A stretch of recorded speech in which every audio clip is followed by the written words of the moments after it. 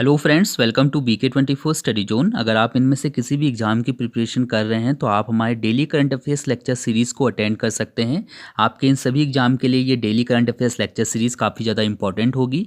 यहाँ पर हम लोग करंट अफेयर्स के साथ साथ बहुत सा जीके भी कवर करने की कोशिश करेंगे ताकि आपके एग्जाम के लिए एक अच्छी तैयारी हो सके। इस वीडियो का डिटेल PDF का लिंक मैंने डिस्क्रिप्शन में दिया हुआ है, तो आप लोग आज की PDF डाउनलोड कर लीजिएगा। रोज़ रात में 12 बजे मैं करंट अफेयर्स की वीडियो अपलोड करता हूँ, तो आप लोग चैनल को सब्सक्राइब करके बेल आइकन प्रेस कर लीजिए ताकि जैसे ही वीडियो मैं अपलोड करूं उसकी नोटिफिकेशन आप तक सबसे पहले पहुंचे। शुरुआत करते हैं आज के पहले क्वेश्चन के साथ। हमारा पहला क्वेश्चन है कि निम्न में से किसे पहला भगवान महावीर अहिंसा पुरस्कार देने की घोषणा की गई है। इस साल से भगवान महावीर अहिंसा पुरस्कार देने की शुरुआत की जा रही है और जो पहला नाम है वो है अभिनंदन वर्धमान का। ठीक है, अभिनंदन वर्धमान को पहला भगवान महावीर पुरस्कार दिया जाएगा इस साल। इस ध्यान रखिएगा, ये जो पुरस्कार हैं भगवान महावीर अहिंसा पुरस्कार, बेसिकली इनको अखिल भारतीय दिगंबर जैन महासमिति के द्वारा शुरू किया गया है। और आप सभी को पता होगा कि विंग कमांडर अभिनंदन काफ़ी ज़्यादा जो है इस वक्त चर्चा में है। 27 फरवरी को इन्होंने हवाई लड़ाई में MiG-21 विमान से जो है पाकिस्तान के F-16 को गिराया था और उसके बाद जो है इनके विमान में भी कुछ खराबी आ गई थी, जिसके कारण जो है ये पाकिस्तान में जो है लैंड किया था इन्होंने। जब ये पैरासूट से एग्जिट हुए तो उसके बाद जो है ये लैंड किए पाकिस्तान में, तो वहाँ पर जो है पाकिस्तान आर्मी ने उनको गिरफ्तार कर लिया था और हालांकि अब वो वापस आ चुके हैं। ठीक है, तो इन्हीं को जो है भारतीय दिगंबर जैन महासमिति द्वारा शुरू किए गए महावीर जयंती के अवसर पर यह पुरस्कार दिया जाएगा। तो यहाँ पे से ये चीज़ ध्यान रखिएगा, पुरस्कार के तौर पे इनको 2,51,000 रुपये का नगद पुरस्कार दिया जाएगा, साथ में एक स्मृति चिन्ह, एक प्रशस्ति पत्र भी दिया जाएगा। और महावीर जयंती कब है? 17 अप्रैल को है, तो इसी दिन ये पुरस्कार दिया जाना है। ठीक है, तो आपको इस यहाँ ध्यान होना चाहिए कि भगवान महावीर अहिंसा पुरस्कार किसे दिया जाएगा।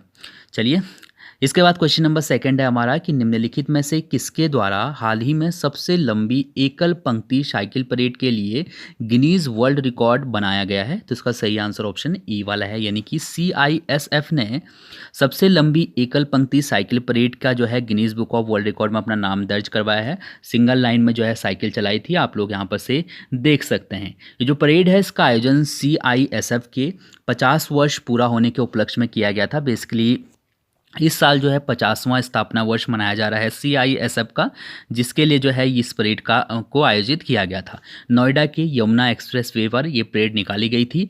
3.2 किलोमीटर की दूरी तय की थी और 1327 जवानों ने जो है इसमें भाग लिया था, यानी कि 1327 साइकिल सवार जो है इस परेड का हिस्सा थे। तो आप लोग ये भी ध्यान रख सकते हैं। अगर बात करें CISF की, तो इसकी स्थापना 1969 में हुई थी। इसके बाद क्वेश्चन नंबर 3 है हमारा कि हाल ही में अमेरिका ने कहाँ स्थित अपने वाणिज्य दूतावास को आधिकारिक तौर पर बंद कर दिया है। सही आंसर ऑप्शन सी वाला है, यानी कि यरूशलेम में। अमेरिका ने यरूशलेम में स्थित अपने वाणिज्य दूतावास को आधिकारिक तौर पे बंद कर दिया है और अब जो ये दूतावास है, वाणिज्य दूतावास, इसको इजराइल के अमेरिकी दूतावास के साथ ही मिला दिया गया है। यरूशलेम बेसिकली इजराइल की ही राजधानी है और यहाँ की जो मुद्रा है वो है नई सिकेल। तो ये भी आप ध्यान रख सकते हैं क्योंकि एग्जाम में मुद्रा और राजधानी काफ़ी ज़्यादा पूछी जाती है। अगर मैं आपको मैप में दिखाऊँ तो ये अपना इंडिया है और यहाँ से अगर हम देखेंगे तो ये आपको दिख रहा होगा इजराइल लिखा हुआ है छोटे से एरिया में, तो ये जो है इजराइल है। इसकी राजधानी अगर हम देखते हैं तो यहाँ पर आपको यरूशलेम या जेरूशलम ये भी यहाँ पर दिखाई दे रहा है। इसके बाद क्वेश्चन नंबर 4 था हमारा कि 4 मार्च को प्रधानमंत्री मोदी ने one nation one card launch किया। इसका संबंध है, किस चीज़ से इसका संबंध है? यात्रा भुगतान करने हेतु इसका उपयोग किया जाएगा, या फिर लोन का भुगतान करने हेतु इसका उपयोग किया जाएगा, या फिर सरकारी राशन खरीदने हेतु इसका भुगतान किया जाएगा, या उपयोग किया जाएगा, या फिर बिजली भुगतान करने हेतु इसका उपयोग किया जाएगा। तो यात्रा भुगतान करने हेतु इसका उपयोग किया जाएगा वन नेशन वन कार्ड का। ठीक है, तो इसी यहाँ से ध्यान रखिएगा। 4 मार्च को गुजरात की जो है यात्रा पे हैं प्रधानमंत्री नरेंद्र मोदी, तो गुजरात में ही अहमदाबाद में जो है इन्होंने one nation one card launch किया। इस कार्ड के द्वारा आप किसी भी तरीके से अगर बस में, मेट्रो में, लोकल ट्रेन में सवारी करते हैं, सफ़र करते हैं, तो आप लोग आसानी से जो है अपना भुगतान कर सकते हैं। बेसिकली अगर हम बात करें मेट्रो कार्ड की, तो आपको जो है मेट्रो कार्ड खरीदना पड़ता है, उससे तब जाके जो है आप मेट्रो में सफ़र कर सकते हैं। ठीक है, टोकन के अलावा मैं बात कर रहा हूँ, जिन लोगों का डेली अप डाउन होता है तो लोग मेट्रो कार्ड रखते हैं अपने पास। तो अगर आपके पास ये वाला कार्ड होता है तो आप किसी भी सिटी में चले जाइए, चाहे आप लखनऊ मेट्रो में बैठना चाहते हैं, चाहे आप दिल्ली मेट्रो में बैठना चाहते हैं, तो आप डायरेक्टली जो है उस एक ही मेट्रो कार्ड का इस्तेमाल करके, मतलब दिल्ली में भी वही इस्तेमाल हो जाएगा और लखनऊ में भी वो इस्तेमाल हो जाएगा। तो इस तरीके का ये कार्ड है। और ये जो वन नेशन वन कार्ड है, इसके तहत बैंकों को भी लाया जाएगा और बहुत जल्दी जो डेबिट और क्रेडिट कार्ड बैंक की तरफ से दिए जाएंगे, उसमें ऐसे ऐसे फीचर्स मतलब होंगे जिनसे कि आप डायरेक्टली अपना भुगतान कर सकते हैं। अगर आप बस में सफ़र कर रहे हैं, ट्रेन में सफ़र कर रहे हैं या फिर मेट्रो में सफ़र कर रहे हैं, तो भी आप डायरेक्टली जो है उन कार्ड से पेमेंट कर सकते हैं। ठीक है, ये चीज़ आपको ध्यान रखना चाहिए। मशीन में यहाँ से एक बात ध्यान रखने वाली है कि जो हम कार्डों की बात कर रहे हैं, वो स्वैप करने वाले कार्डों की बात हम लोग यहाँ पर कर रहे हैं। बेसिकली यहाँ पर से आप लोग, कई लोग ये कंफ्यूज हो जाएंगे कि भैया कार्ड का इस्तेमाल तो वैसे भी हम लोग डायरेक्टली कर सकते थे, लेकिन क्या होता है जब आप मेट्रो का सफ़र करना चाहते हैं तो मेट्रो कार्ड आपको अलग से ख़रीदना पड़ता है। अगर आप एक पास बनवाते हैं 1 महीने का, या फिर आप ऐसे भी अगर एक कार्ड बनवाना चाहते हैं, हालांकि उसमें टोकन की सुविधा भी होती है, लेकिन आपको जो है कार्ड खरीदना पड़ता है। तो वो कार्ड की सुविधा, मतलब एक तरीके से कह सकते हैं कि वो ख़त्म हो जाएगी। ये कार्ड अगर आपके पास रहेगा तो आप कहीं पर किसी भी सिटी में हो, आप सफ़र कर सकते हैं इस कार्ड से। और जो बस के जो ड्राइवर होंगे, जो कंडक्टर होंगे, उनको भी मशीन दी जाएगी। आप डायरेक्टली जो है वो स्मार्ट कार्ड एक तरीके से कह सकते हो, उससे जो है पेमेंट कर सकते हैं। चलिए, इसके बाद हम यहाँ से बात करेंगे गुजरात के बारे में कुछ पॉइंट। गुजरात की राजधानी गांधीनगर है, जिले हैं 33। गठन हुआ था 1 मई 1960 को। राज्यपाल हैं ओम प्रकाश कोहली, मुख्यमंत्री हैं विजय रूपाणी। सीटों की बात करते हैं तो विधानसभा के लिए 182 सीटें, राज्यसभा के लिए 11 और लोकसभा के लिए 26 सीटें हैं गुजरात से। जनसंख्या घनत्व 308 जो है जनसंख्या घनत्व है यहाँ पर। साक्षरता दर है 78.03%। इसके अलावा हम लोग अगर मैप में देखेंगे तो जानने की कोशिश करेंगे कि गुजरात की सीमा कितने राज्यों की सीमा को स्पर्श कर रही है। तो साफ तौर पे हमें दिख भी रहा है, महाराष्ट्र से, मध्य प्रदेश से और राजस्थान से। तो ये 3 राज्य हैं जिनकी सीमा गुजरात से लगी हुई है। इसके अलावा आप मुझे यहाँ से कमेंट करके बताइएगा कि सबसे ज़्यादा समुद्रीय तटरेखा जो है वो किस राज्य की है। ठीक है, सबसे ज़्यादा समुद्री तटरेखा कौन से राज्य की है, बताइएगा। इसके बाद हम लोग बात करते हैं क्वेश्चन नंबर 5 की, कि निम्न में से किस बैंक को 3 मार्च को तमिलनाडु सरकार द्वारा सर्वश्रेष्ठ बैंक का पुरस्कार दिया गया। तमिलनाडु सरकार की तरफ से इंडियन बैंक को सर्वश्रेष्ठ बैंक का पुरस्कार दिया गया है 3 मार्च को। ये पॉइंट ध्यान रखिएगा। बेसिकली अगर हम बात करें इंडियन बैंक की, तो इसने काफ़ी ज़्यादा काम किए हैं वहाँ पर। अगर खास करके देखें, जो एनजीओ हैं जो कि महिलाओं के लिए काम करते हैं, उन एनजीओ में इनने काफ़ी ज़्यादा योगदान दिया। अलग अलग योजनाएं जो हैं एनजीओ के लिए चलाई हैं, जिसकी वजह से इसको तमिलनाडु सरकार की तरफ से सबसे बेस्ट बैंक जो है चुना गया है। इसके बाद हम लोग बात करते हैं तमिलनाडु के बारे में फटाक से। राजधानी है तमिलनाडु की चेन्नई, जिले हैं 33, राजभाषा है तमिल। राज्यपाल हैं बनवारी लाल पुरोहित, मुख्यमंत्री हैं के पलानीस्वामी। मुख्य न्यायाधीश जस्टिस विजया कमलेश ताहिल रमणी। इस तरीके से अगर बात करें सीटों की, तो विधानसभा के लिए हैं 235 सीटें, राज्यसभा के लिए 18, लोकसभा के लिए हैं 39 सीटें। और साक्षरता दर यहाँ पर देखें तो 80.33% साक्षरता दर है और लिंगानुपात है 996। मैप में देखेंगे तो साफ साफ आपको दिख रहा है तमिलनाडु की सीमा 3 राज्यों से लगी हुई है, जिसमें से केरल, कर्नाटक और आंध्र प्रदेश शामिल है। चलिए, इसके बाद क्वेश्चन नंबर 6 है हमारा, कि हाल ही में विश्व बैंक द्वारा जारी रिपोर्ट के अनुसार कितने देशों में महिला और पुरुष दोनों को समान अधिकार प्राप्त हैं। समान होगा, यहाँ पर सम्मान लिख दिया मैंने। ठीक है, तो इसका सही आंसर ऑप्शन बी वाला है, यानी कि 6। विश्व बैंक ने अभी एक रिपोर्ट जारी की है और ये रिपोर्ट थी कि कह सकते हैं हम कार्य क्षेत्रों में महिलाओं और पुरुषों को समान अधिकार दिए गए हैं। कितने देशों में दिए गए हैं?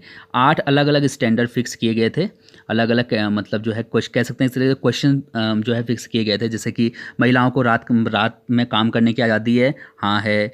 क्या उनको जो है दिन में 1 घंटे का जितना पुरुषों को जो है लंच टाइम दिया जाता है, उतना ही महिलाओं को भी दिया जाता है, हाँ दिया जाता है। तो इस तरीके से मतलब अलग अलग 8 टाइप के जो है क्वेश्चन थे।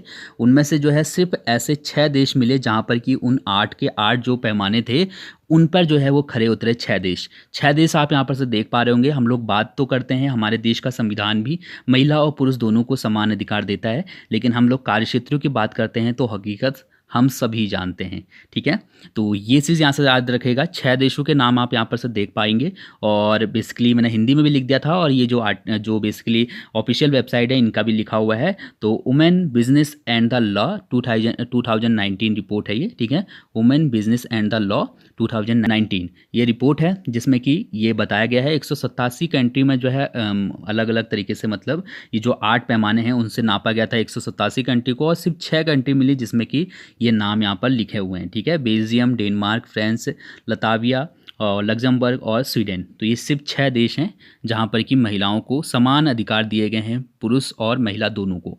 ठीक है, तो ये चीज़ आप यहाँ से ध्यान रख सकते हैं। क्वेश्चन नंबर 7 था हमारा कि हाल ही में बजरंग पुनिया ने डेन कोलोव निकोला पेट्रोव इंटरनेशनल बुल्गारिया में जिनका आयोजन किया गया था उसमें कौन सा मेडल हमने जीता है? तो सही आंसर ऑप्शन ए वाला है, यानी कि गोल्ड मेडल। जो अभी बुल्गारिया में जो हुआ है मैच, उसमें जो है बजरंग पुनिया ने गोल्ड मेडल जीता है। इसे ध्यान रखिएगा। 65 किलोग्राम भार वर्ग में इन्होंने अमेरिका के जॉर्डन ओलिवर को हराकर ये खिताब अपने नाम किया है। आप लोग यहाँ पर से देख पाएंगे। तो ये हैं बजरंग पुनिया जिनको कि ये बुल्गारिया में स्वर्ण पदक मिला है। ठीक है, सो ये पॉइंट भी अच्छे से याद रखिएगा। और इन्होंने विंग कमांडर अभिनंदन को जो है ये स्वर्ण पदक समर्पित किया है। चलिए, इसके बाद क्वेश्चन नंबर 8वां है हमारा कि निम्नलिखित में से किस राज्य में अडानी पावर के 14,000 करोड़ रुपए के पावर प्रोजेक्ट को मंजूरी दी गई है? इसका सही आंसर ऑप्शन बी वाला है, यानी कि झारखंड में। झारखंड में अडानी पावर के 14,000 करोड़ के पावर प्रोजेक्ट को मंजूरी दी गई है।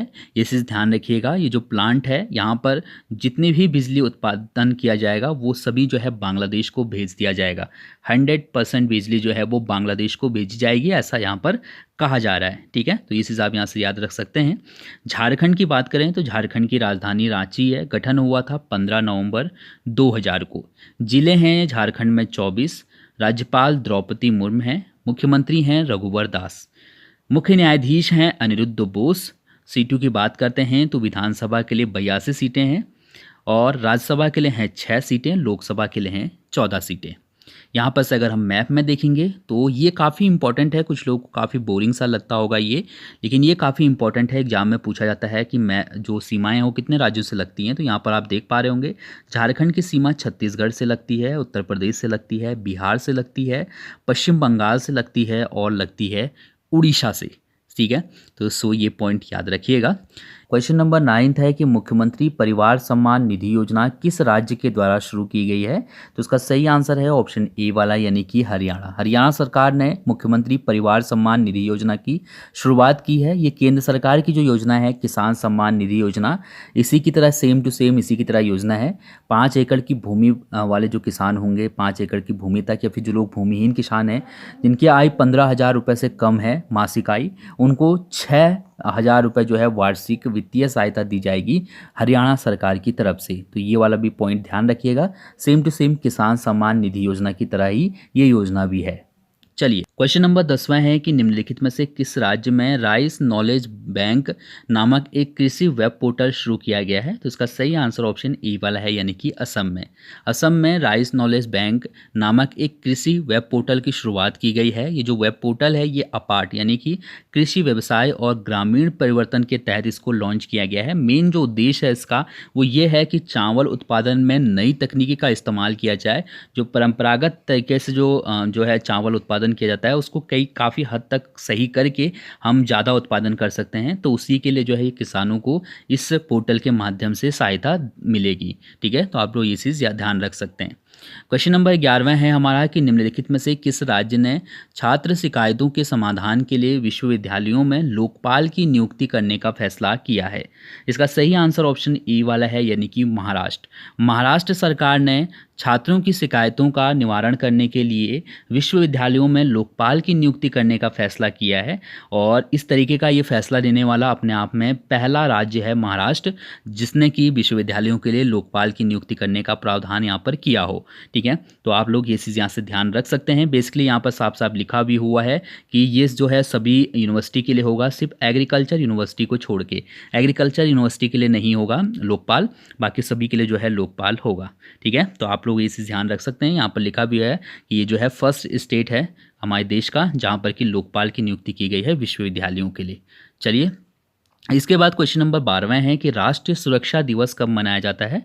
तो राष्ट्रीय सुरक्षा दिवस मनाया जाता है 4 मार्च को। ठीक है, जो भी हमारे जो मजदूर भाई लोग हैं, वो लोग जो काम करते हैं बिना सुरक्षा के और उनकी सुरक्षा को लेकर जो है कोई खास प्रबंध नहीं है देश में हमारे, तो उन सभी चीज़ों को जागरूक करने के लिए हम ये दिवस मनाते हैं। एक कह सकते हैं कामगार वर्ग को एक तरीके से सुरक्षित रखने के लिए इस दिवस को मनाया जाता है। राष्ट्रीय सुरक्षा दिवस 4 मार्च को मनाया जाता है। यहाँ पर आप देख पा रहे होंगे किसी भी टाइम जो है दुर्घटना हो सकती है, तो उसी से सचेत करने के लिए लोगों को बताया जाता है इसमें। तो आप यहाँ पर से क्लियरली याद रखिएगा कि राष्ट्रीय सुरक्षा दिवस कब मनाया जाता है। अब बात करते हैं कल के कुछ क्वेश्चन की जो मैंने आपसे पूछे थे। पहला क्वेश्चन था कि हाल ही में निम्न में से किसे वित्त आयोग का सदस्य नियुक्त किया गया है। इसका सही आंसर ऑप्शन बी वाला था, यानी कि अजय नारायण झा। सेकंड क्वेश्चन था कि वर्ष 2022 में फुटबॉल विश्व कप या फिर फीफा विश्व कप का आयोजन कहाँ किया जाएगा। तो कतर में किया जाएगा फुटबॉल विश्व कप या फीफा विश्व कप का आयोजन 2022 में। इसके बाद क्वेश्चन नंबर 3 है आपके लिए कि सार्क के सदस्यों की संख्या कितनी है। तो सार्क के सदस्यों की संख्या है 8। ये पॉइंट भी आपको यहाँ से ध्यान रखना है। अब बात करते हैं आपके लिए आज के कुछ प्रश्नों की जिनके आंसर आपको कमेंट करके देने हैं। पहला क्वेश्चन आपके लिए है कि थॉमस कप का संबंध किस खेल से है। थॉमस कप का संबंध किस खेल से है, कमेंट करके मुझे बताइएगा। सेकंड क्वेश्चन आपके लिए है कि प्रवासीय भारतीय दिवस कब मनाया जाता है। प्रवासीय भारतीय दिवस कब मनाया जाता है, इसका आंसर भी कमेंट करके बताइएगा, काफ़ी सिंपल है। थर्ड क्वेश्चन आपके लिए है कि 1 मार्च को निम्नलिखित में से किसने यस बैंक के एमडी और सीईओ का पदभार ग्रहण किया है। ठीक है, तो आप लोग इसका आंसर भी कमेंट करके बता सकते हैं। साथ ही साथ मुझे बताइए कि आपको वीडियो कैसी लगी। थैंक यू सो मच इस वीडियो को देखने के लिए। आपका दिन शुभ हो। धन्यवाद।